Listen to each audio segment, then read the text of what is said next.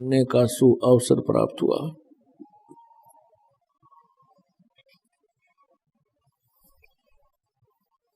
जैसा कि हमारे सभी सदग्रंथ प्रमाण कर रहे हैं,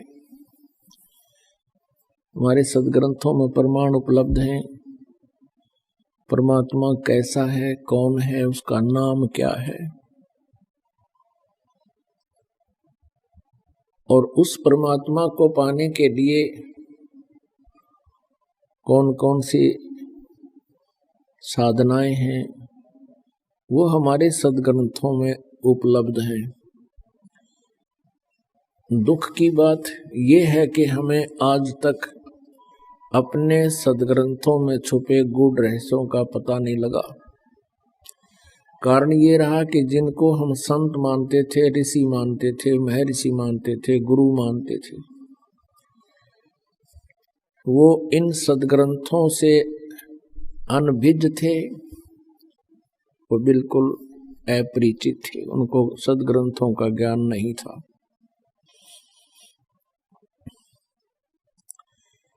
उन सदग्रंथों के ज्ञान को परमात्मा ने स्वयं आकर के अपनी वाणी में, सच्चिदानंद घन ब्रह्म की वाणी में, कबीर वाणी में पुनः उजागर किए। क्योंकि एक ब्राह्मण समाज को छोड़कर, ब्राह्मण वर्ण को छोड़कर कोई भी शिक्षित नहीं था, और शिक्षित ना होने से, अक्षर ज्ञान ना होने से, संस्कृत भाषा में सदग्रंथों को लिपिबद्ध होने के कारण जनसाधारण सदग्रंथों को नहीं समझ सका। और जिनको हम ऋषि, महर्षि, ब्राह्मण, गुरु कहा करते थे, ब्राह्मण माने आध्यात्मिक गुरु, संत कहो, ब्राह्मण कहो, ऋषि कहो, ये सब गुरुपद को प्राप्त प्राणियों के ही उपमात्मक नाम हैं। तो जो गुरु थे वो अपने सदग्रंथों से परिचित नहीं थे। परमेश्वर ने आकर के वो जानकारी दी। ऐसे गुरु से भ्रमित किए हुए पवित्र हिंदू धर्म में जन्मे एक पवित्र आत्मा धर्मदास जी लोकवेद के आधार से साधनाएं कर रहा था। उस पुण्यात्मा को परमात्मा आकर मिले, सतलोक से चलकर आए और एक जिंदा महात्मा, एक जिंदे साधु का रूप बनाया। जिंदा महात्मा मुसलमानों में होते हैं, मुसलमान फकीर माने जाते हैं, जो एक काला सा ओवरकोट पहनते हैं, एक कच्छा पहनते हैं घुटनों तक का, और सिर पर एक काला ही टोप होता है, ऊंचे से चोटे का, नो गोल गोल सा। उस जिंदे के भेष में परमात्मा आकर के धर्मदास जी को मिले। जैसा कि आपको सत्संग में सुबह सुनाया गया था, उसी प्रकरण को आगे बढ़ाते हैं। धर्मदास जी परमात्मा कबीर जी से प्रार्थना कर रहे हैं, विनती की कि हे प्रभु, आप मुझे वो यथार्थ ज्ञान सुनाइए। हमने जो ज्ञान सुना है वो आपके ज्ञान से भिन्न है, और आप जो ज्ञान सुना रहे हो ये वेदों और कतेबों यानी पुराणों आदि में उपलब्ध नहीं है। तो क्या ये वेद और ये पुराण, कतेब, किताब, पुस्तक, होली बुक, क्या ये झूठे हैं? बस परमेश्वर कबीर जी ने कहा कि वेद कतेब झूठे नहीं भाई, झूठे हैं जो समझे नहीं। ये पुराण और ये वेद और श्रीमद् भगवत गीता ये झूठे नहीं है। इनको जो समझ नहीं सका वो झूठे हैं। किस प्रकार? जैसे परमेश्वर कबीर जी ने कहा कि ब्रह्मा विष्णु महेश नासवान हैं, इनकी जन्म मृत्यु होती है, दुर्गा इनकी माता है, और ज्योति निरंजन काल इनका पिता है। तो धर्मदास जी इस स्थिति में नहीं थे उस समय कि वो ये कह दें कि आप गलत कह रहे हो, क्योंकि उसको एक झटका लग चुका था। वो ज्यादा ही वाद विवाद कर रहा था तो परमात्मा अंतर ध्यान हो गए थे। सारी रात बिलखता रहा, तड़पता रहा कि प्रभु एक बार दर्शन दे दो, मैं फिर विवाद करूं को नहीं। परमेश्वर दयालु है, वो तो उद्देश्य इससे ही आए थे कि किसी प्रकार ये मुझे पहचान ले मेरे बच्चे, इनको यहां भी सुख दूंगा। पुणात्मा, सतयुग में ये प्राणी इस काल के लोक में बहुत सुख महसूस करता है।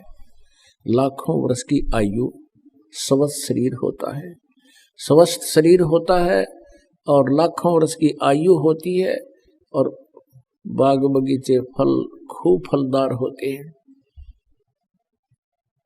पिता से पहले पुत्र की मृत्यु नहीं होती, स्त्री विधवा नहीं होती और बहुत शुद्ध वातावरण होता है। तो उस सुख को पुण्यों के आधार से काल भगवान ने दे रखा था। अब त्रेता युग में कुछ पुण्य कम हुए, इन प्राणियों के कष्ट बढ़ने लगे। द्वापर में और कम हो गए और ज्यादा थोड़ी सी तकलीफ इनको होने लगी।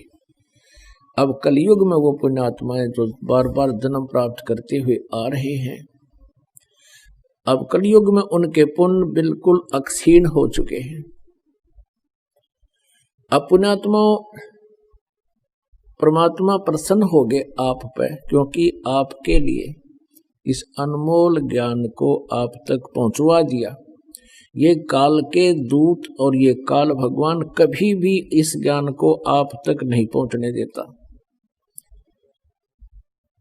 क्योंकि इन काल के दूतों, ऋषि महर्षि, नकली गुरुओं, मंडलेश्वरों को उसने इसीलिए भेज रखा है कि जनता को सच्चाई का पता नहीं लगने देना, ये बोली आत्मा मानव को।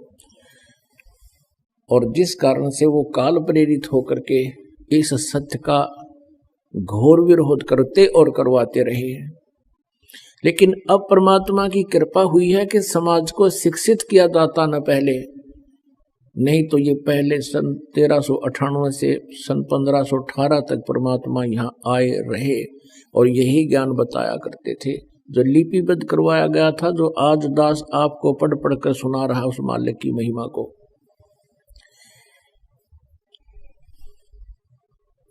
तो उस समय इन नकली गुरुओं ने इस ज्ञान को हम तक नहीं आने दिया और कबीर जी का एक घोर विरोध करवाया।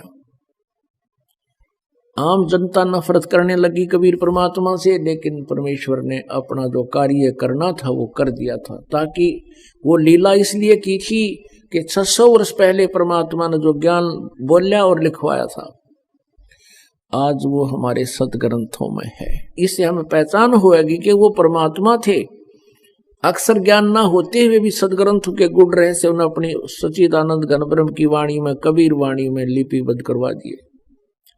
तो वो परमात्मा आपको चाहता है कि अब भी सुख दूंगा, आप देख लेना, ये ज्ञान पूरा विश्व हो जाएगा। और जो हाहाकार मची हुई है, अब किसी ने देख ले, 2 नंबर के काम करते समय कति आगा पीछा नहीं देखता। मानो मिलावट करने की दाव लगता है, मिलावट कर लेता है, चोरी का दाव लगता है, चोरी कर लेता है, रिश्वत का दाव लगता है, रिश्वत ले लेता है। एक माया ही आधार बन गई है। किसी क्षेत्र में देख लो, रक्षक भक्षक हो चुके हैं। ये स्थिति जो वर्तमान में अब मानव की हो चुकी है, ये बहुत क्रिटिकल स्टेज आ गई है। इज्जत रही नहीं, बड़े छोटे की शर्म रही नहीं, और माया के लिए आप देखते हो इतनी इतनी घटनाएं सुनते हैं।